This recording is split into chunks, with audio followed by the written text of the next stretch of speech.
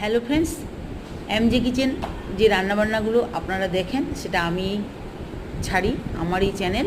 তো আমি কলকাতাতে গিয়ে একটা রেস্টুরেন্টে গেছিলাম, ভবানীপুর পোস্ট অফিস গলিতে এই রেস্টুরেন্টটা। এটার নাম হচ্ছে হোপস কর্নার। ওদের স্টাফদের খুব অমায়িক ব্যবহার, তেমনি ওদের রান্নাবান্না। তো ওরা আমার চ্যানেলটাকে সাবস্ক্রাইব করেছে। তখন আমি যাওয়ার পর আমাকে বলছে, দিদিভাই আপনি আমাদের রান্নাবান্নাগুলো একটু ভিডিও করে ছাড়বেন। তো আমি বললাম যে ঠিক আছে, আমি তো রান্না ছাড়ি।